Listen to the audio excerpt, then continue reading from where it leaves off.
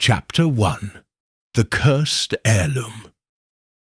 The rain fell in a soft patter against the windows of Miss Jane Marple's cottage in St. Mary Mead, a village so serene it seemed to mock the grim news delivered that morning.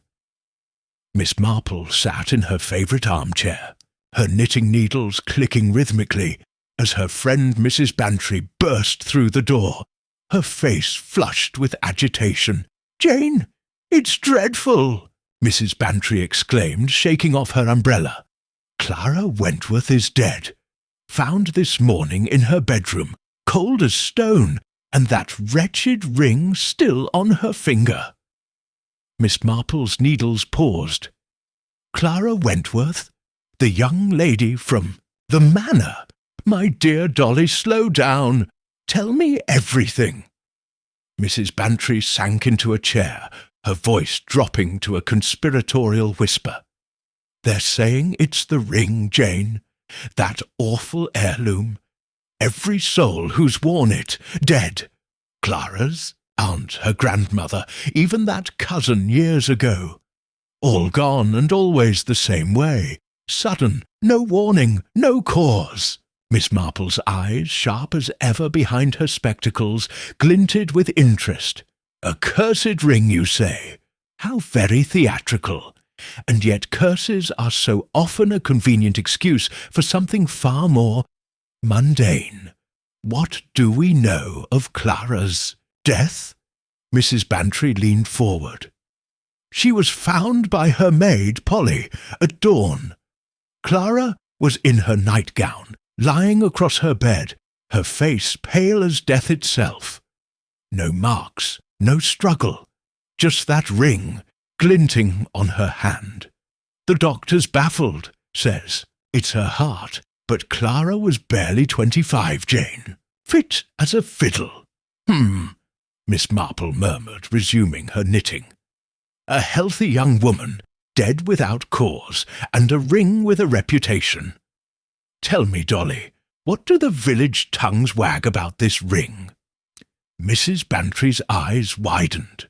"Oh, they're in a tizzy. Old Mr. Giles at the pub swears it's cursed by some Wentworth ancestor. A jilted lover, or was it a vengeful wife? The ring's been in their family for generations, passed to the eldest daughter or niece, but every wearer meets a grim end.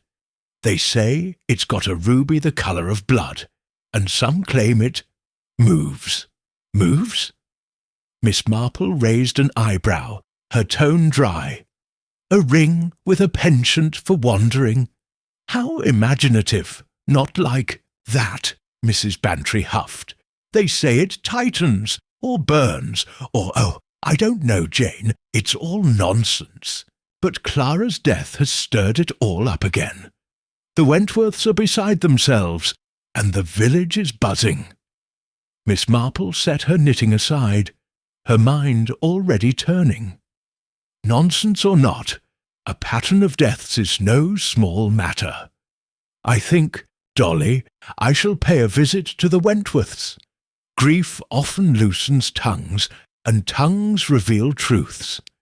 Besides, I've always found heirlooms to be revealing." Mrs. Bantry shivered. "Be careful, Jane. If that ring is cursed, then it's a curse of human making," Miss Marple said firmly, a faint smile playing on her lips. "And those, my dear, are the kind I unravel best."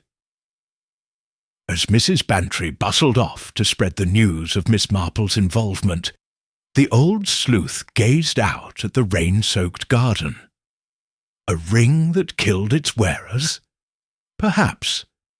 But in her experience, death was rarely so poetic. Somewhere, behind the whispers and the ruby's gleam, lay a motive as old as time, and Miss Marple intended to find it. Chapter 2. The Wentworth Legacy. The Wentworth Manor loomed at the edge of St. Mary Mead, its ivy-clad walls and towering chimneys exuding an air of faded grandeur.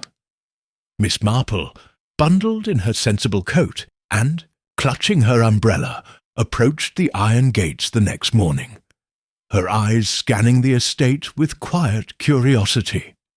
The rain had stopped, but a chill hung in the air, as if the house itself mourned Clara's passing.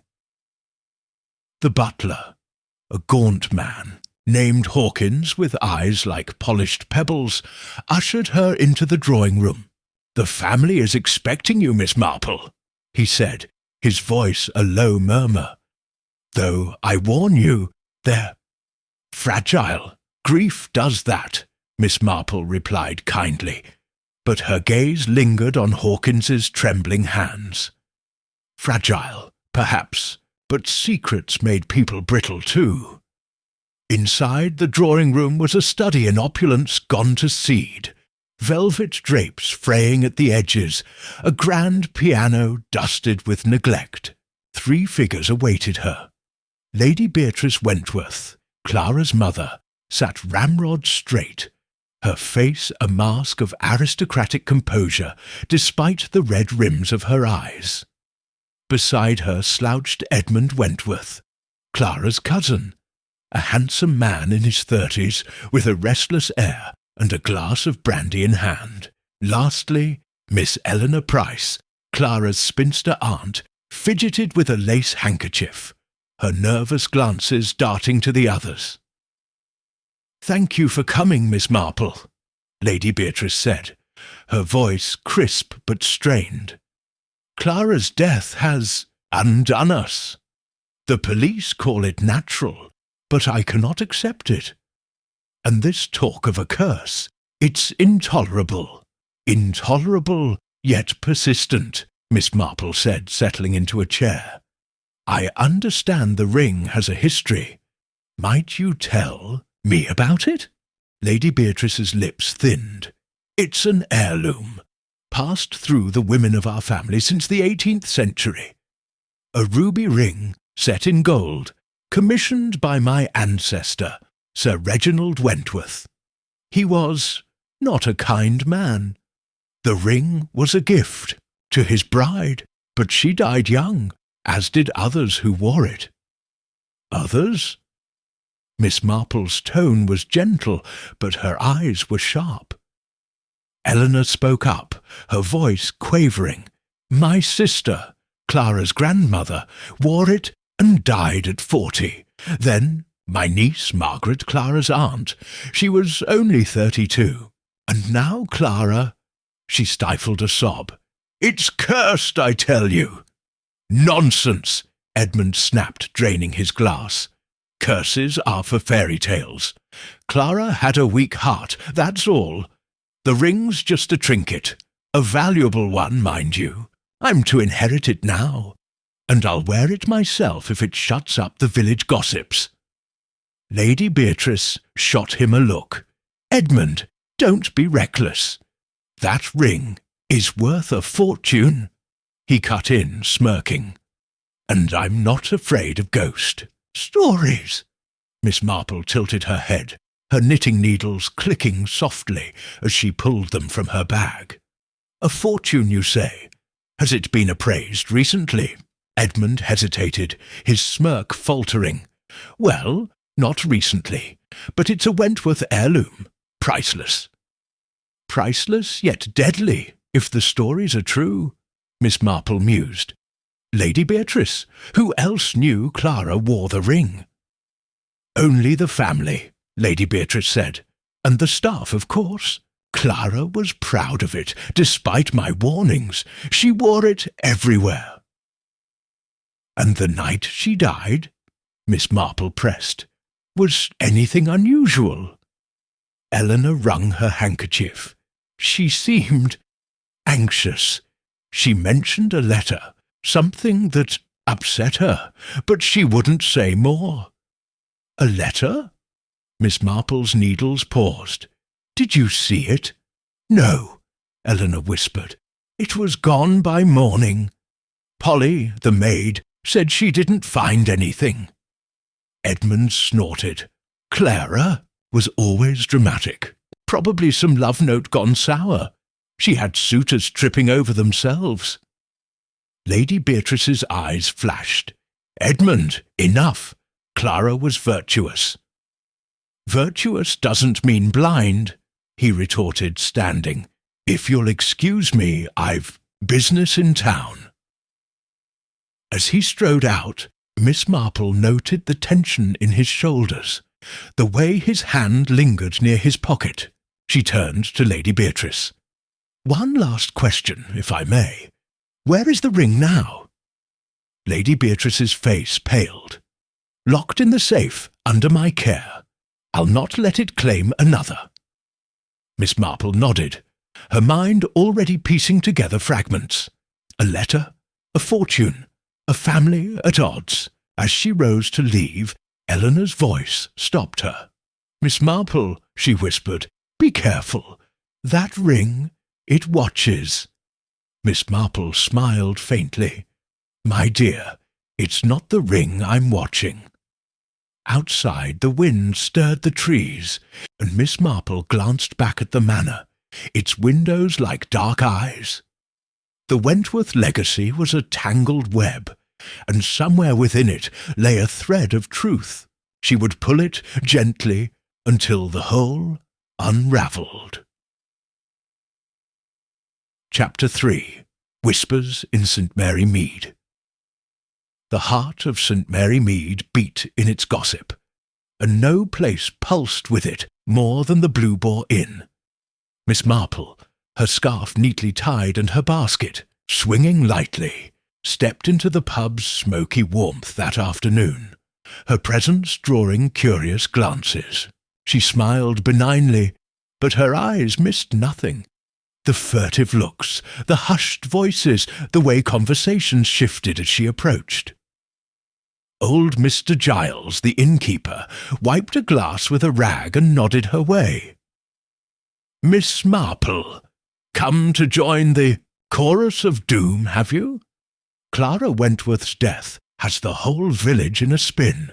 "I'm merely here for a cup of tea," Miss Marple said, settling at a corner table, "though I confess the village seems rather animated. What do they say about poor Clara?" Mr. Giles leaned in, his voice dropping. "They say the ring got her, same as the others. That ruby's got a thirst, they reckon. Clara's grandmother, Margaret Wentworth, wore it and dropped dead at a ball. Then there was young Lily, Clara's aunt, found in the garden. Not a mark on her. All wore that ring, and all gone before their time." Miss Marple sipped her tea, her expression mild. "A thirsty ring, you say? How imaginative! And yet such patterns often have less supernatural explanations. Who else speaks of this?" Mr. Giles jerked his thumb toward a cluster of villagers by the bar. "Mrs. Penny's, the loudest, claims she saw Clara the night before, looking pale as a ghost, clutching that ring like it burned her. And young Tom, the postman, swears he delivered a letter to Clara that same day, one she tore open and turned white over." "A letter?" Miss Marple's eyes sharpened. "Did Tom say who sent it?" "Nah, he didn't see the sender's name, just said it was fancy paper sealed with wax. Clara snatched it and sent him off quick." Miss Marple nodded, filing the detail away. "And Mrs. Penny, what's her tale?" Mr. Giles chuckled. "Best ask her yourself. She's over there, spinning yarns for anyone who'll listen." Miss Marple approached the bar, where Mrs. Penny, a stout woman with a penchant for dramatics, held court. "Oh, Miss Marple," she gasped, spotting her. "You're looking into Clara's death, aren't you? I knew it. That ring's the devil's work, mark my words." "Perhaps," Miss Marple said, her tone soothing, "but I'm curious about Clara herself. You saw her that night, I hear." Mrs. Penny's eyes gleamed. "I did, walking by the manor gates she was, just after dusk. Pale as death, clutching her hand, the one with that ring." I called out, asked if she was well, but she just stared, like she saw a ghost.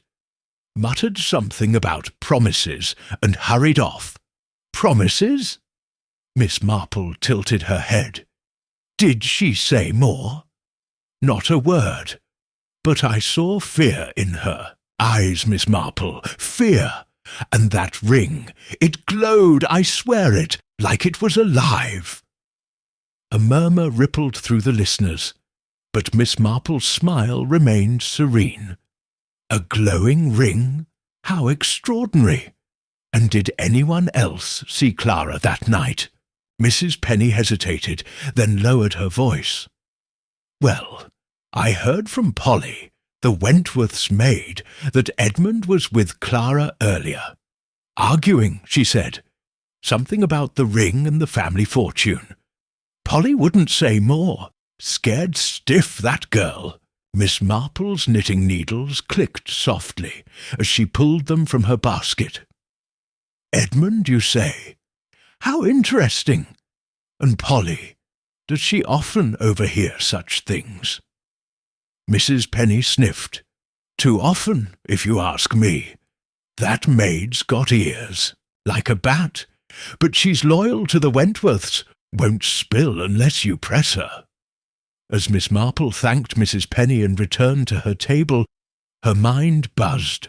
A letter on fancy paper, an argument with Edmund, a ring that glowed, or so Mrs. Penny claimed. Gossip was a muddy stream, but truth often lay in its silt. She glanced at the bar, where a young man, Tom, the postman, nursed a pint. His face uneasy.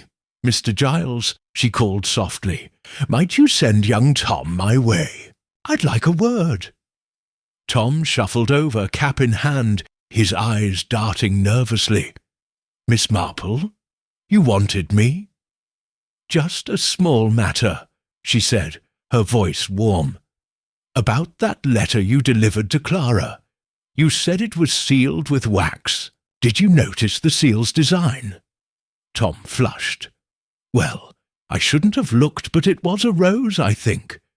Red wax pressed with a rose. Looked old-fashioned, like from a fancy house. A rose, Miss Marple murmured. How curious. And Clara's reaction. She went pale, like I said. Tore it open right there, then shooed me off. I didn't see what it said, honest. Of course not, Miss Marple said kindly. You've been most helpful, Tom. As Tom retreated, Miss Marple gazed out the inn's window, where the Manor's silhouette loomed against the grey sky. A rose-sealed letter, an argument, a ring with a deadly reputation.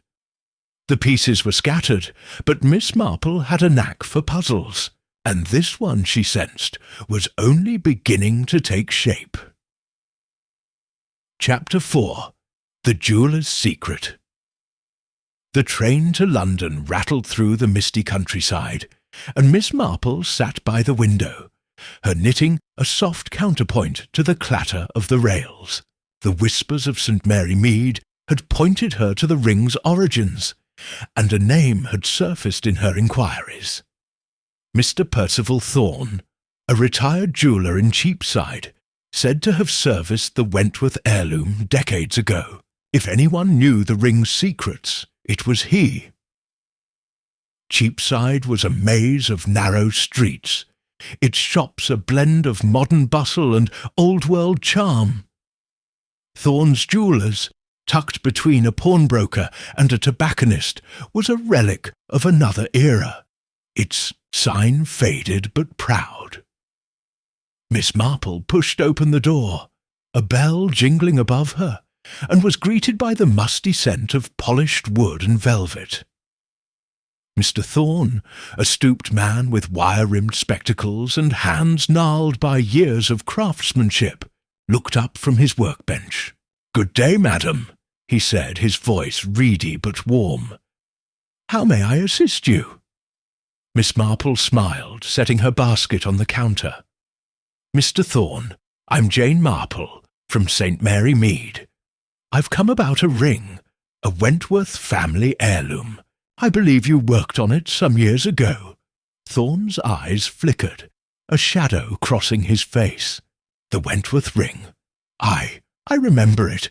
Ruby and gold, a fine piece, but—" He trailed off, glancing at the door as if expecting an eavesdropper. "But," Miss Marple prompted, her tone gentle but firm. Thorn sighed, adjusting his spectacles. "It's not my place to speak ill of clients, Miss Marple, but that ring's got a weight to it. Not just the gold, mind you. I serviced it for Lady Margaret Wentworth, Clara's grandmother, nigh on 40 years back. She brought it in, said it was pinching her finger like it didn't fit right." "Pinching?" Miss Marple's needles paused in her lap. "Was it resized?" Thorn shook his head. "Didn't need resizing. The band was perfect, but I found something odd. The setting, the ruby you see, it had a mechanism. Tiny, clever, hidden under the stone. A spring like in a locket, but it wasn't for show. I couldn't figure its purpose, and when I asked Lady Margaret, she went pale and told me to seal it up, never speak of it." Miss Marple's eyes gleamed. "A mechanism? Could it have been harmful?" Thorn hesitated, his fingers tracing an invisible pattern on the counter. "I didn't think so then, but now, hearing of Clara's death and the others—" He leaned closer, his voice a whisper. "If someone tampered with it, Miss Marple, that spring could hold a needle, or worse, poison maybe. I've seen such things in old jewellery, from less scrupulous times. Poison," Miss Marple murmured, her mind racing. "Did you tell anyone else about this?" "Only Lady Margaret," Thorn said, "and she swore me to silence, paid me double to forget it. But after she died, I heard whispers. Other jewellers, old colleagues.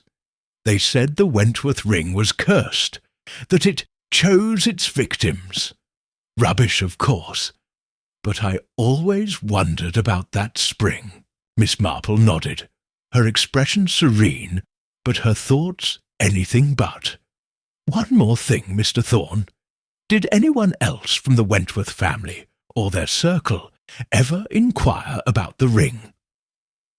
Thorn frowned, rubbing his chin. "Now you mention it, a young man came by, 10 years back, said he was a Wentworth cousin, though he didn't give his name. Dark hair, sharp eyes, bit of a rogue's charm. Asked if the ring had any special features. I told him nothing, sent him on his way. He seemed disappointed." "Disappointed," Miss Marple echoed, picturing Edmund's restless demeanour. "How curious. You've been most helpful, Mr. Thorn." As she stepped back into Cheapside's bustle, Miss Marple's mind whirred. A ring with a hidden spring, possibly rigged to kill a cousin, Edmund perhaps, prying into its secrets, and Lady Margaret's fear, silencing the truth. The curse of the Wentworth ring was no supernatural fancy. It was a machine, and machines had makers. She paused by a postbox, her eyes narrowing, as she recalled Tom's description of the rose-sealed letter. A rose, a mechanism, a family with too many secrets. The puzzle was growing clearer, but its edges were sharp. Miss Marple adjusted her scarf and set off for the station, determined to return to St. Mary Mead before nightfall. The Wentworths, she suspected, were not the only ones watching the ring. Chapter 5. A Dangerous Inheritance. The sun dipped low over St. Mary Mead, casting long shadows across the Wentworth Manor's sprawling lawns. Miss Marple, invited for tea by Lady Beatrice, arrived promptly, her keen eyes noting the estate's quiet unease. A gardener glancing nervously at the house, a curtain twitching in an upstairs window. The ring, locked in the safe, seemed to cast a pall over the entire household. Lady Beatrice greeted her in the parlour, her composure fraying at the edges. "Miss Marple, I'm grateful you've taken an interest," she said, pouring tea with a trembling hand. "The police are useless, and this talk of curses is driving us to distraction." "Distraction can be illuminating," Miss Marple said, accepting a cup. "I understand the ring has been claimed by Clara's cousin Edmund. Has he taken possession?" Lady Beatrice's face tightened. "Not yet. I've kept it locked away, but Edmund is insistent.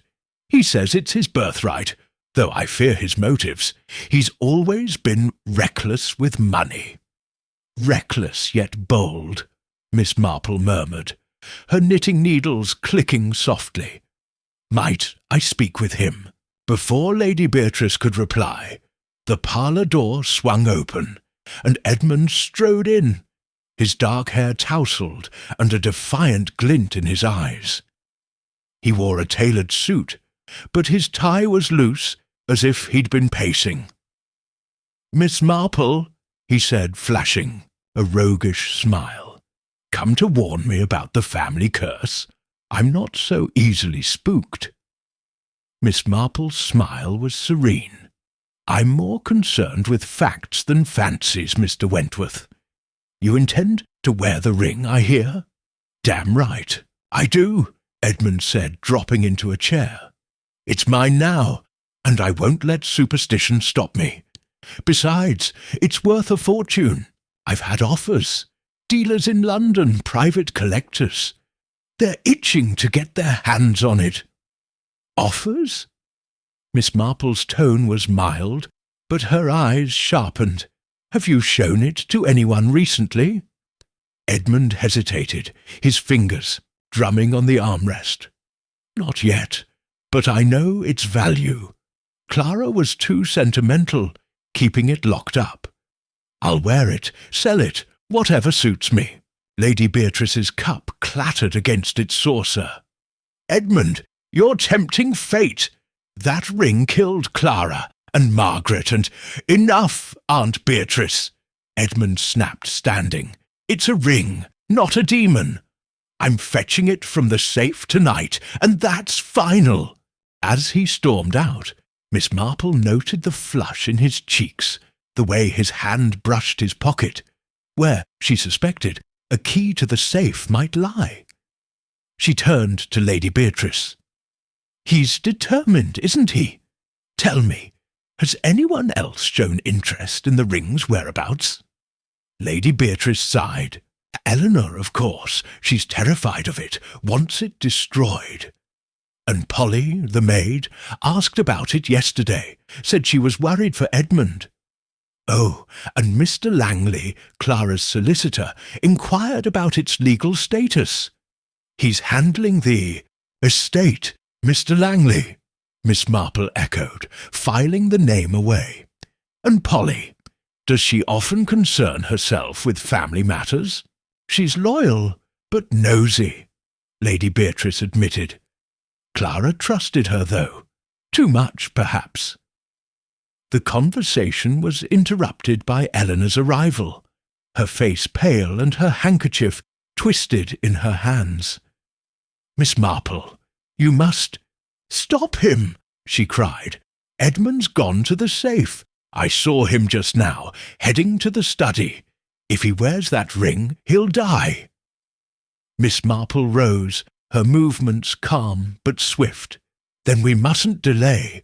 Lead me to the study, Miss Price." True, study was a dimly lit room lined with books and heavy furniture, its air thick with the scent of leather and wax. Edmund stood by the open safe, the ruby ring glinting in his hand. He turned as they entered, his expression defiant. "Too late, ladies. It's mine." "Edmund, please," Eleanor begged. but he slipped the ring onto his finger, the ruby, catching the light like a drop of blood. Miss Marple's eyes narrowed. "A bold choice, Mr. Wentworth, but might I suggest you avoid sudden movements? Old jewellery can be unpredictable." Edmund laughed, but there was a flicker of unease in his eyes. "You're as bad as the village gossips, Miss Marple. This ring's no threat to me." "Perhaps," Miss Marple said, her voice soft, "but threats come in many forms, don't they?" As they left the study, Miss Marple glanced back at Edmund, the ring gleaming on his finger. A mechanism, Mr. Thorne had said. A spring, possibly poisoned. And now Edmund, reckless and greedy, had made himself the next target. The question was not if the ring would strike, but who had set it to do so. Miss Marple's knitting needles resumed their rhythm, a quiet metronome to her racing thoughts. The Wentworths were playing a dangerous game, and she intended to be one move ahead. Chapter 6. The Night of the Gala. The Wentworth Manor glowed like a jewel against the night, its windows ablaze with light for the annual gala, a tradition unbroken, even by Clara's death. Miss Marple, dressed in her best lace-trimmed frock, mingled among the guests, her unassuming presence belying the keen scrutiny she cast over the glittering crowd. Chandeliers sparkled, champagne flowed, but beneath the gaiety ran a current of unease, as if the ring's shadow loomed over the festivities. Edmund Wentworth held court near the ballroom's centre, the ruby ring flashing on his finger as he laughed too loudly, his fiancée, Sophia Langley, at his side. Sophia, a striking woman with auburn hair and a solicitor's sharp eyes, wore a sapphire necklace that rivalled the ring's allure. Miss Marple noted the way Sophia's gaze lingered on the ruby, her smile tight. "Miss Marple, you honour us," Lady Beatrice said, approaching with a strained smile. "I'd hoped this gala might lift our spirits, but with Edmund wearing that ring—" "Spirits are resilient," Miss Marple replied, her knitting tucked away for the evening. "But I wonder, has Sophia taken an interest in the ring? She seems quite close to Edmund." Lady Beatrice's eyes flickered. "Sophia's ambitious. She's Mr. Langley's daughter, you know, our solicitor. I suspect she sees the ring as leverage. Edmund's promised it to her, against my wishes." "Promised it?" Miss Marple's tone was mild, but her mind sharpened. How generous of him. Their conversation was cut short by a ripple of excitement.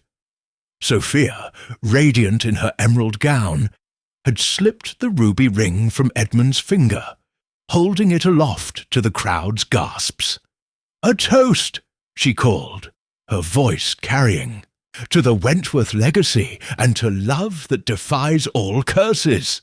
The guests clapped, but Miss Marple's eyes narrowed as Sophia slid the ring onto her own finger, the ruby gleaming like a warning. Edmund grinned, raising his glass, but Eleanor, hovering nearby, clutched her handkerchief, her face ashen. "Foolish girl," Eleanor whispered to Miss Marple. "She doesn't know what she's done." The music swelled, couples swirled across the dance floor, and Miss Marple positioned herself near a pillar, watching Sophia glide through the crowd, the ring catching every light. Then, abruptly, Sophia faltered.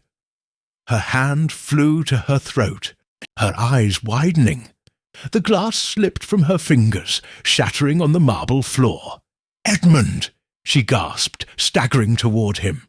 Before he could reach her, she collapsed, her body crumpling like a broken doll. The music stopped, screams erupted, and the crowd surged back as Edmund knelt beside her, his face pale. "Sophia, my God, what's happened?" he cried, shaking her.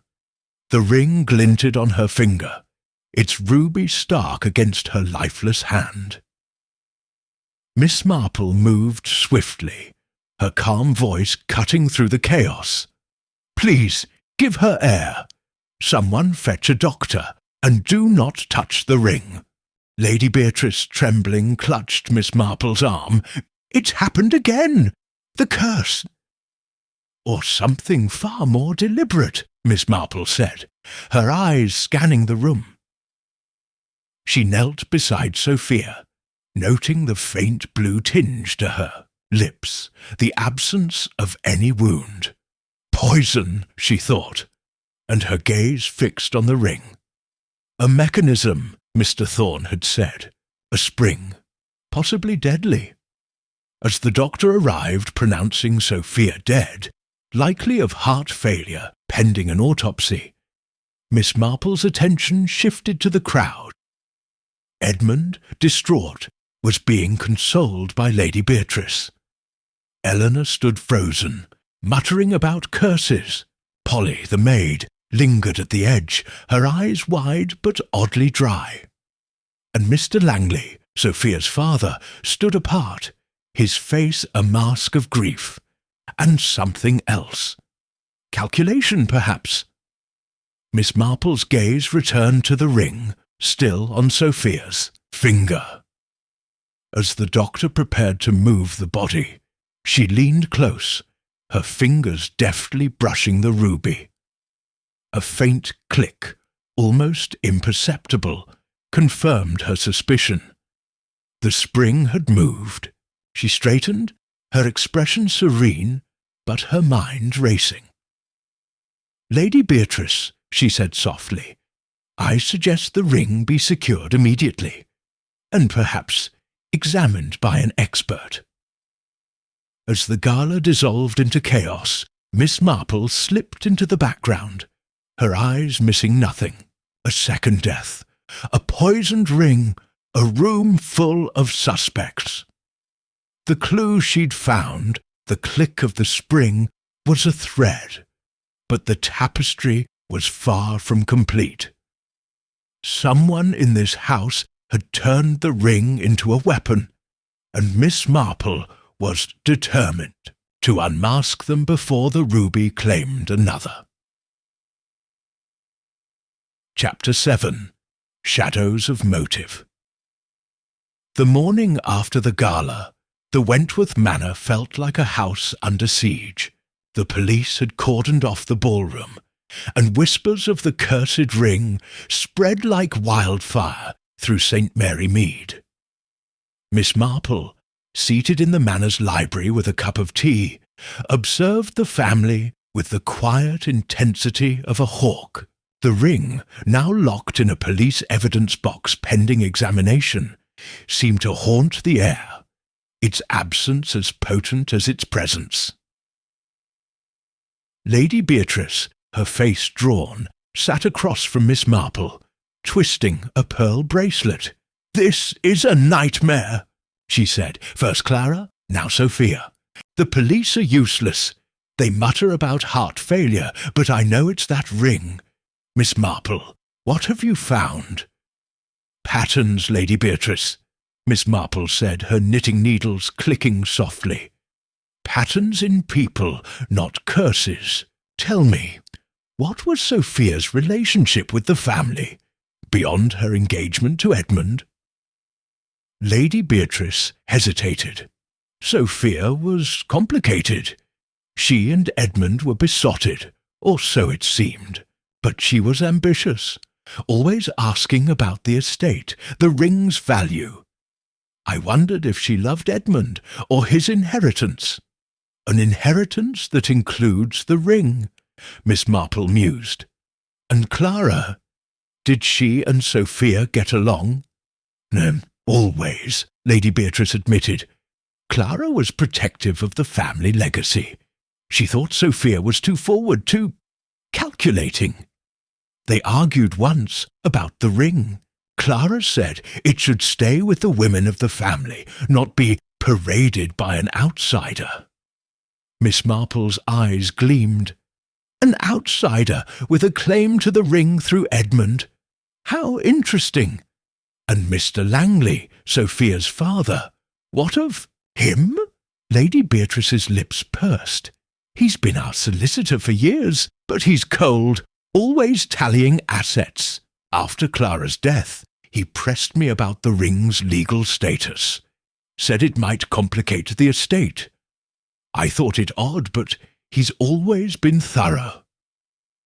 Before Miss Marple could probe further, Eleanor burst in, her eyes wild.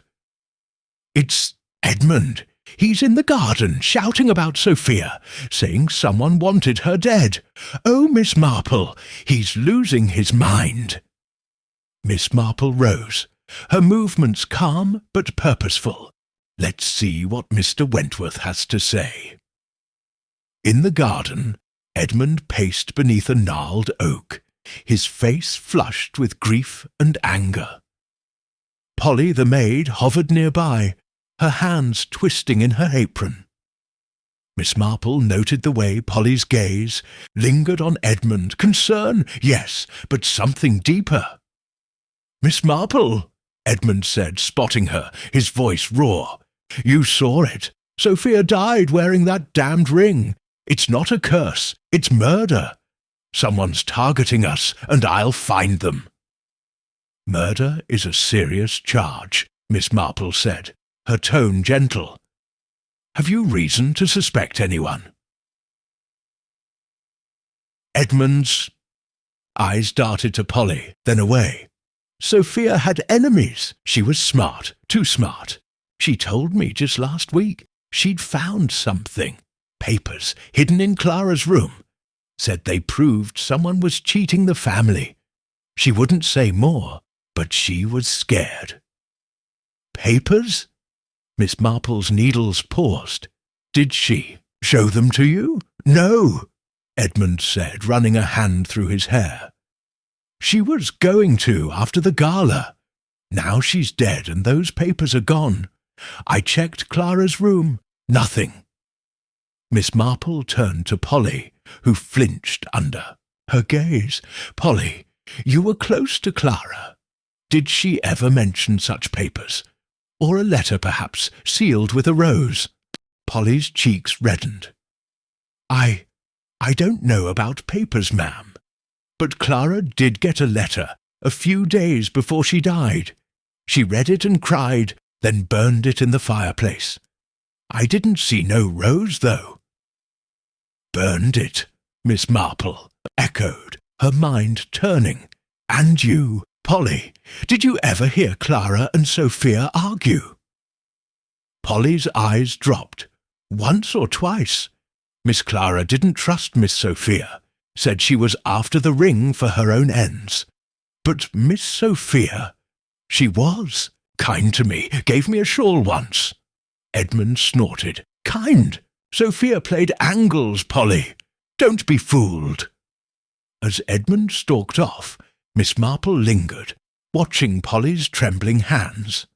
"Polly," she said softly, "if you know anything more about Clara, Sophia, or that letter, it could save lives." Polly's eyes met hers, brimming with fear. I can't, ma'am.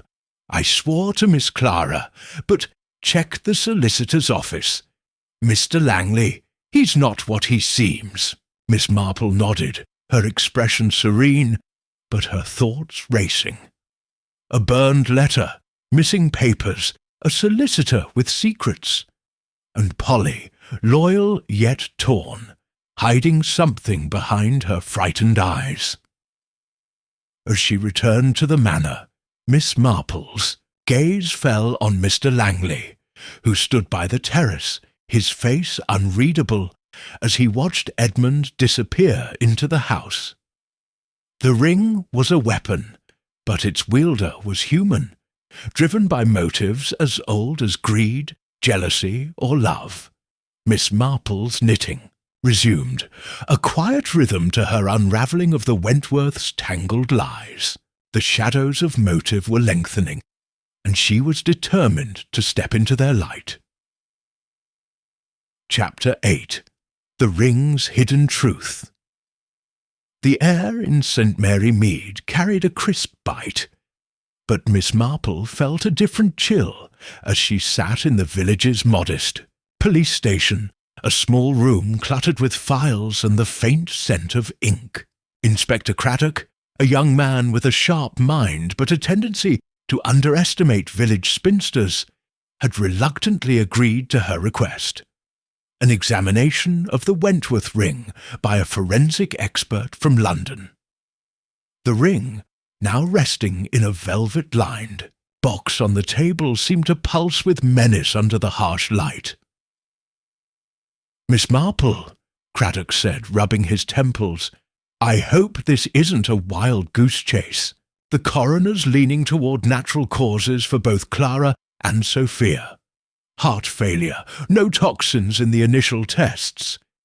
This curse nonsense is stirring up the village."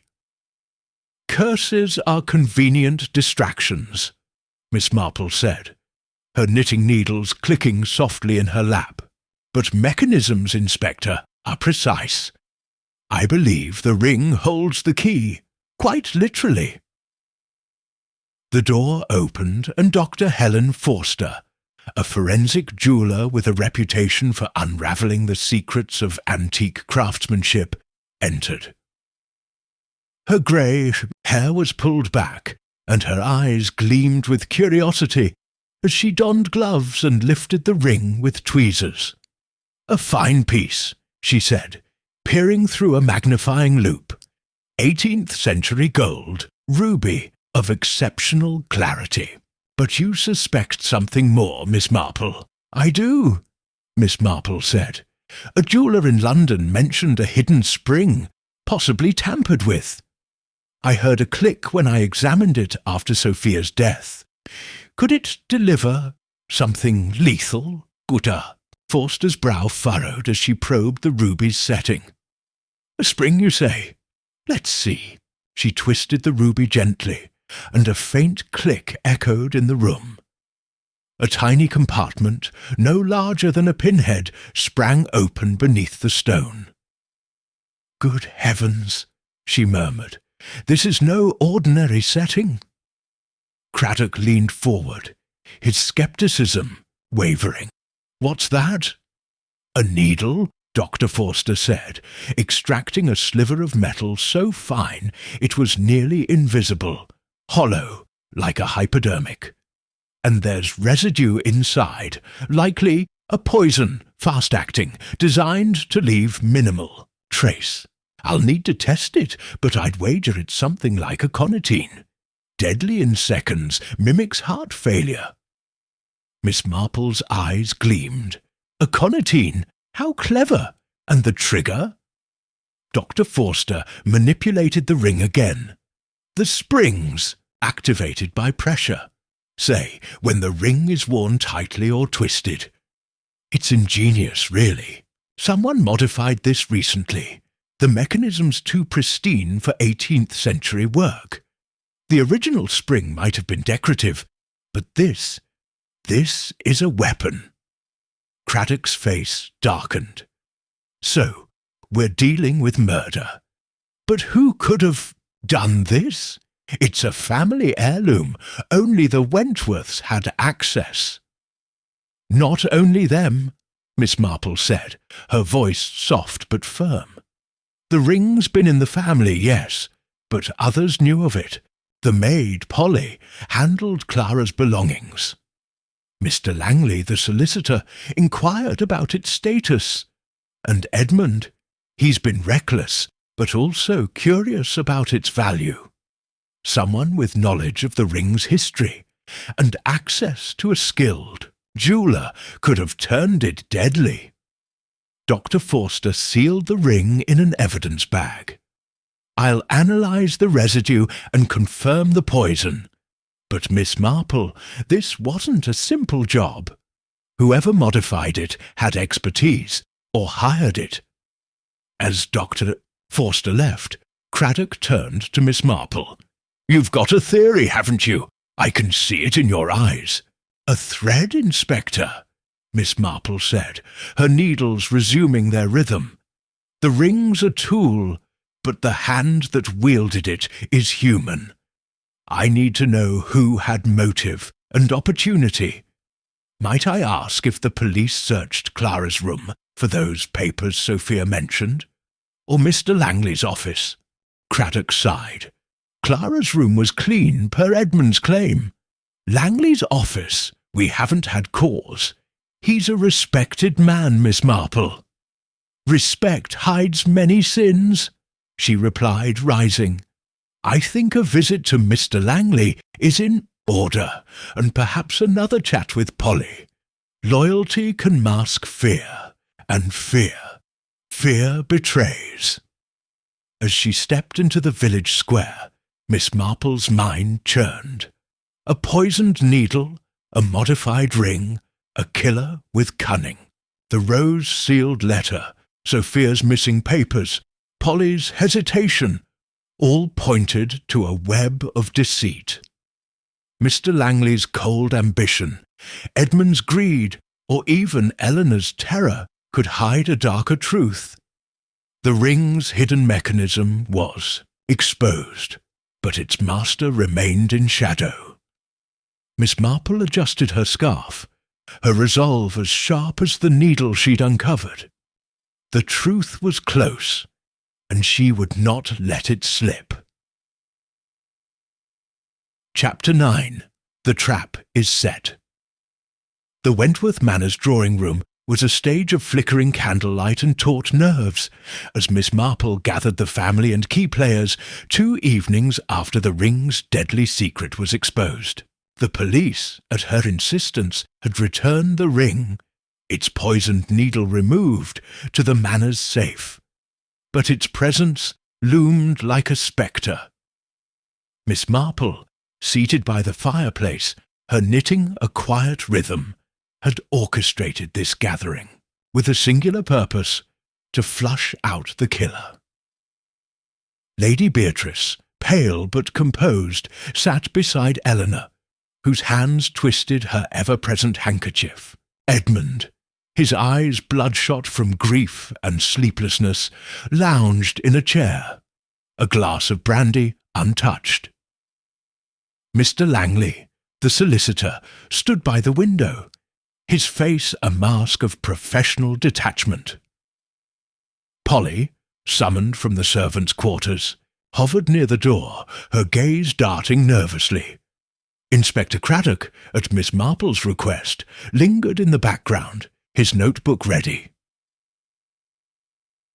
"Thank you all for coming," Miss Marple began, her voice calm but commanding.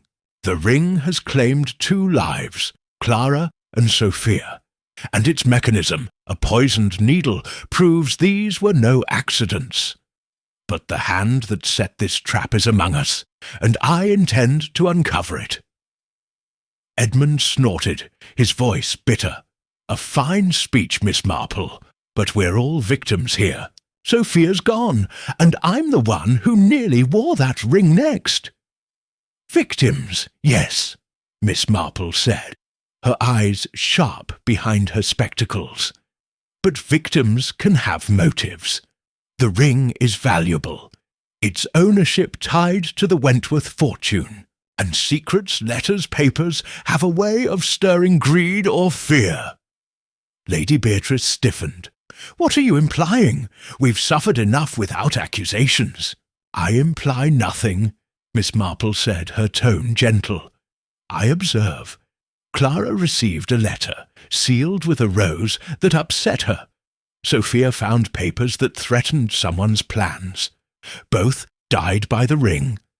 And now I've learned something new." She paused, letting the silence stretch. "The ring is to be sold tomorrow, to a private collector, for a sum that could reshape the Wentworth estate." A gasp rippled through the room. Edmund's glass clattered to the table. Sold? Who authorized that? I did, Miss Marple said, her voice steady. With Inspector Craddock's approval as bait. The ring will be displayed tonight in the study, under lock and key, but not unguarded. Whoever tampered with it may try again, to secure its value or destroy its evidence. Mr. Langley's eyes narrowed. This is reckless, Miss Marple. The ring's a danger. As the family's solicitor, I must protest. Protest noted. Craddock cut in, his tone firm. But Miss Marple's got a point. We've got men watching the study. Anyone who approaches that ring tonight will answer to me. Eleanor's voice trembled. It's cursed. You're tempting fate, bringing it out. Fate is less cunning than a human hand, Miss Marple said, her needles pausing. Polly, you've been quiet. You knew Clara's habits, her fears. Did she ever speak of the ring's danger?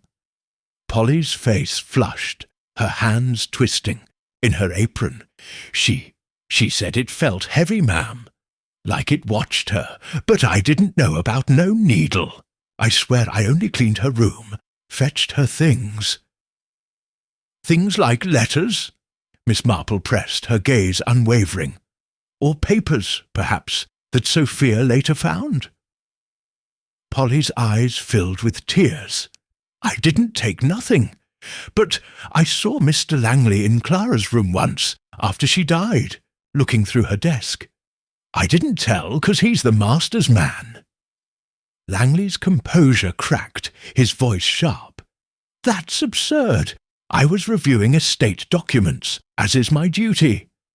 Polly, you're mistaken. Am I? Polly shot back, her fear giving way to defiance. You asked me about the ring, too, where Miss Clara kept it. Said it was for the will, but your eyes were hungry, sir. The room tensed, all eyes on Langley. Edmund stood, his fists clenched. You slimy bastard! Were you after the ring? Did you kill Sophia to get it? Enough!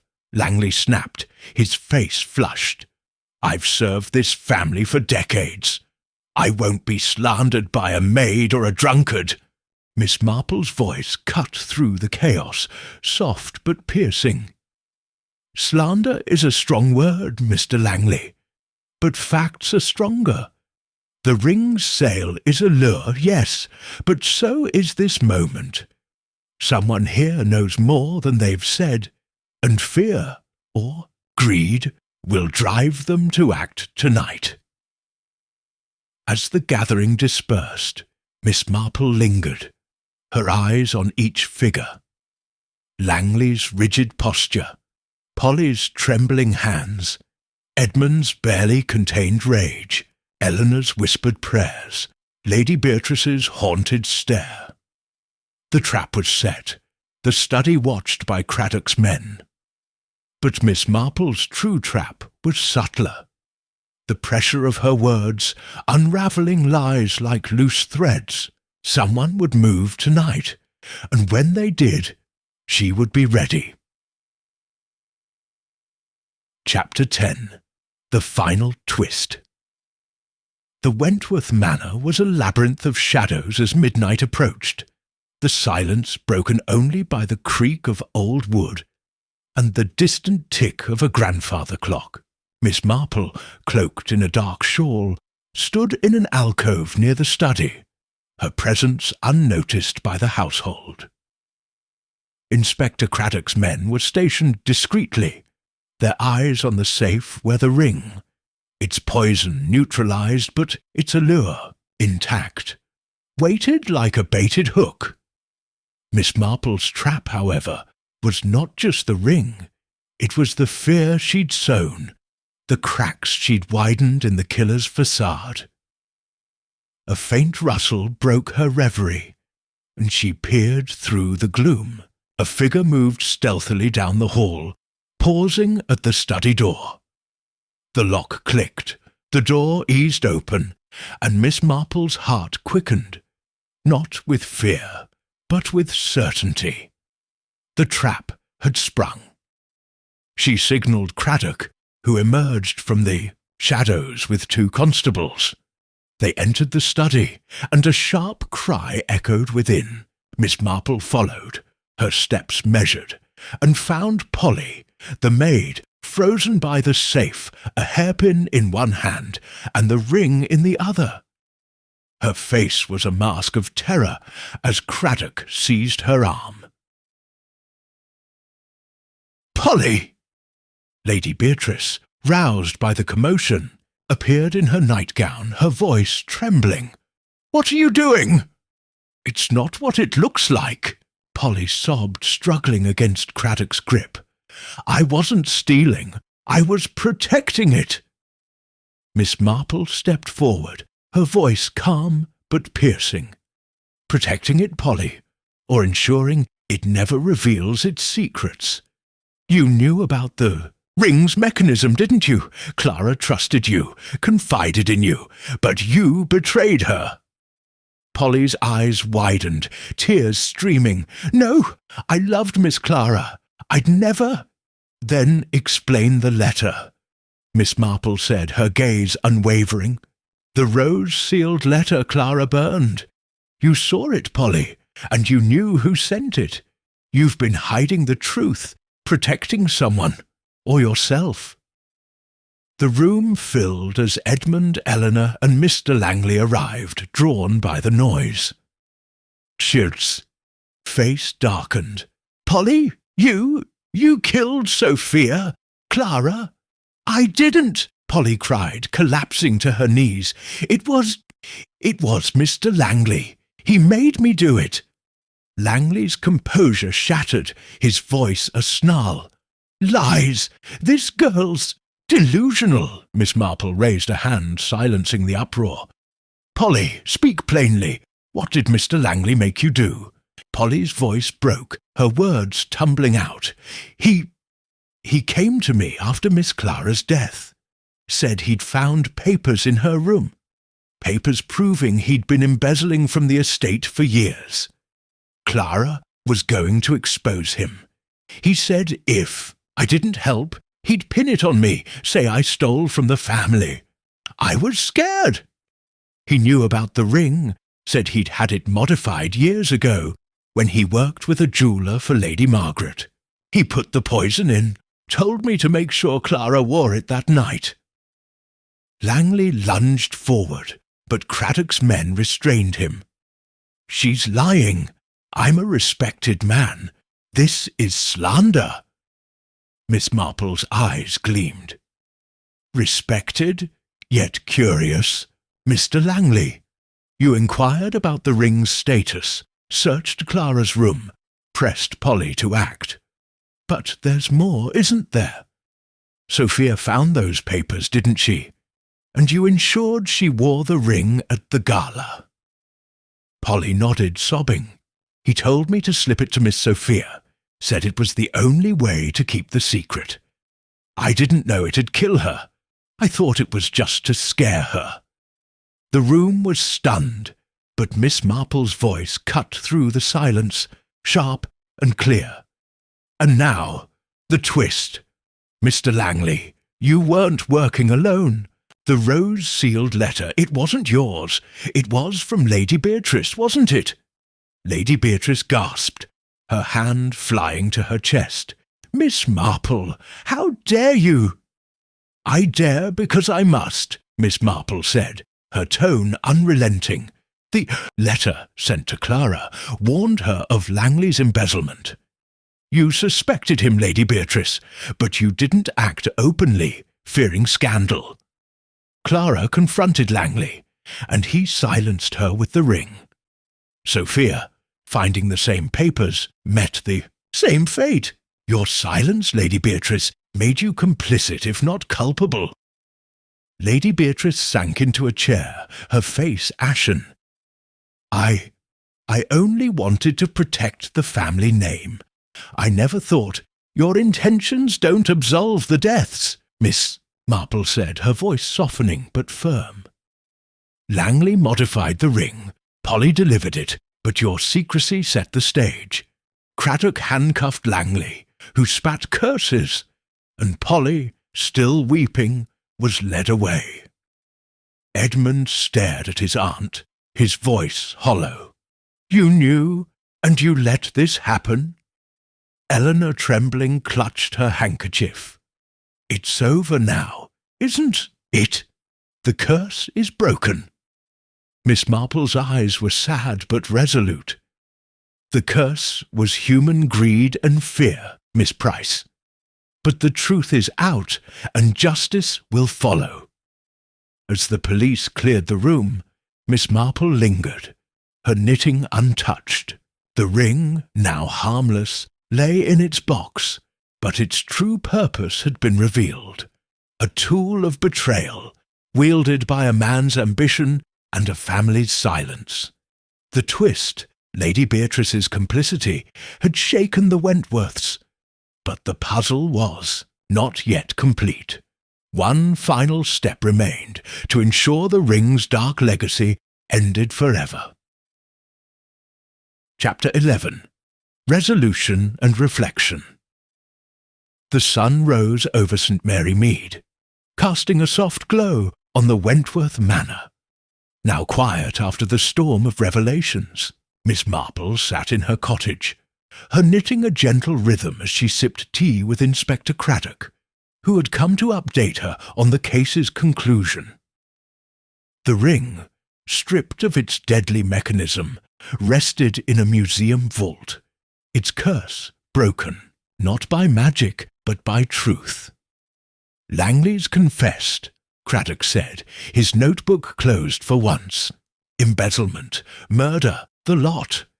He'd been siphoning funds for years, using his position as solicitor. Clara's discovery threatened him, and Sophia's nosing around sealed her fate. Polly's cooperating, likely a lighter sentence for her part. But Lady Beatrice, she's a broken woman. Miss Marple's eyes were sad but steady. Broken, yes, but not blameless. Her silence, born of pride, cost lives. Will she face charges? Craddock shook his head. No evidence she actively conspired, but the family's disowning her. Edmund's taken charge of the estate, says he'll sell the manor, start fresh. Eleanor's talking of a convent. The Wentworth legacy's in tatters. As legacies often are when built on secrets, Miss Marple murmured, her needles clicking. And the ring? It's safe now. Locked away in the British Museum under glass, Craddock said. No one's wearing that thing again. The curator's thrilled, says it's a rare piece, mechanism and all. They're calling it the Wentworth Ruby now, not a curse in sight. Miss Marple smiled faintly. A fitting end. Jewels outlast. They're owners, but their stories. Those are what linger. Craddock leaned forward, his voice curious. How do you know, Miss Marple? The letter, Lady Beatrice's role, that twist caught us all. Human nature, Inspector, she said, setting her knitting aside. People hide what they fear to face. Lady Beatrice's letter to Clara was a warning, but her hesitation to act betrayed her fear of scandal. Polly's loyalty masked guilt. Langley's ambition cloaked cruelty.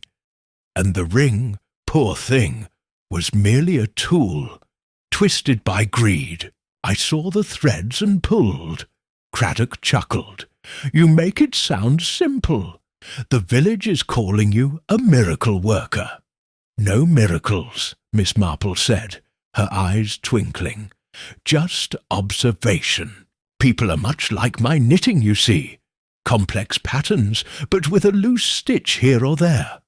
Find the stitch, and the whole unravels. As Craddock left, Miss Marple gazed out her window, where St. Mary Mead bustled with its usual rhythm. Children playing, Mrs. Bantry gossiping by the postbox. The ring's dark tale had shaken the village, but life, as always, moved on. She thought of Clara and Sophia, victims of a legacy they couldn't escape, and of Edmund, now tasked with rebuilding one. Justice had been served, the truth laid bare. But Miss Marple knew the scars of greed and silence would linger. She picked up her knitting, the needles resuming their dance.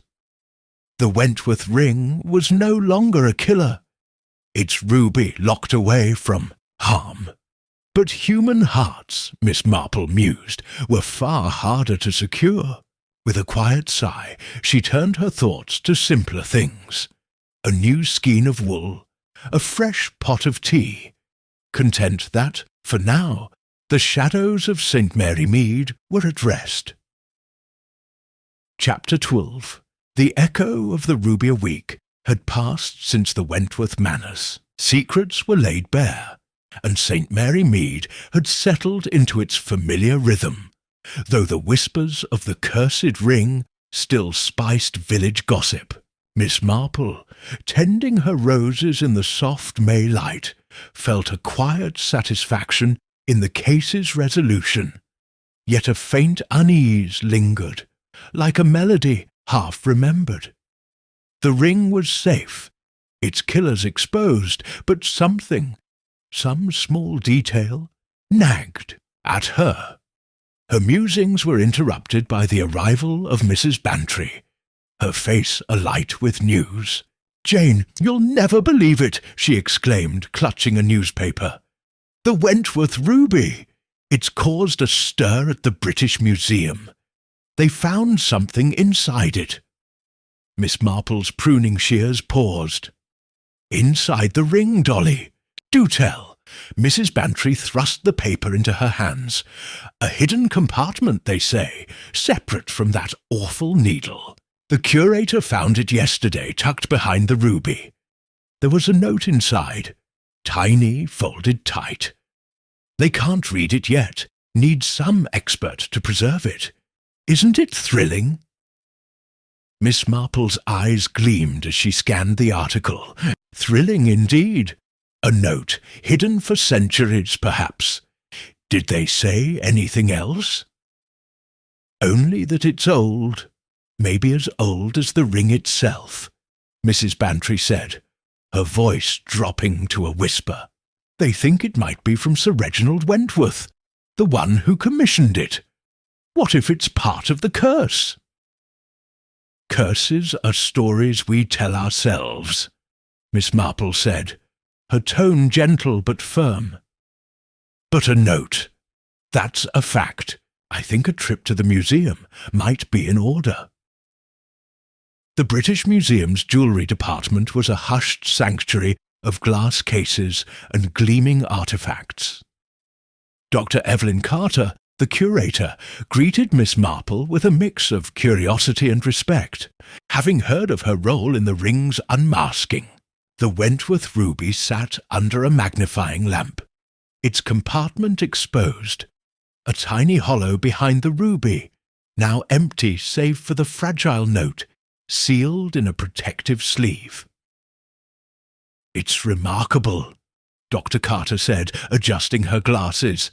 "The note's parchment, likely 18th century, but the ink's faded. We're sending it to a specialist in Oxford tomorrow. All we can make out is a word, forgive. It's addressed to someone, but the name's illegible." Miss Marple peered at the ring, its ruby catching the light like a frozen drop of blood. "Forgive," she murmured. "A plea, perhaps, from Sir Reginald to his bride? Or something else entirely? Dr. Carter, has anyone else inquired about this discovery?" Dr. Carter frowned. "Oddly, yes. A man telephoned yesterday, claiming to be a Wentworth descendant. He was insistent, wanted to know about the note's contents. I told him nothing, of course. It's not public yet. He left no name, but his voice. It was sharp, almost desperate. Miss Marple's knitting needles, tucked in her bag, seemed to itch for motion. Desperate, you say? And no one else? Not yet, Dr. Carter said. But the ring's drawing attention. We're displaying it next month, with a plaque about its history, minus the murders, naturally. As Miss Marple left the museum, her mind churned. A note hidden for centuries, surfacing now. A mysterious caller claiming Wentworth blood. Edmund, she recalled, had spoken of starting anew, but his restlessness lingered in her memory. Could he or another be chasing the ring's final secret? And forgive. What sin had Sir Reginald sought to atone for? And why did it matter now? Back in St. Mary Mead, Miss Marple sat by her fire, her knitting resuming its rhythm.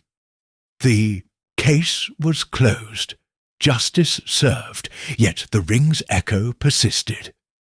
She would write to Dr. Carter, ask to be informed when the note was deciphered. For now, she let the mystery rest, a faint thread in the tapestry of human folly. The Wentworth. Ruby was silent, but Miss Marple knew better than to trust silence. Some secrets like roses bloomed late.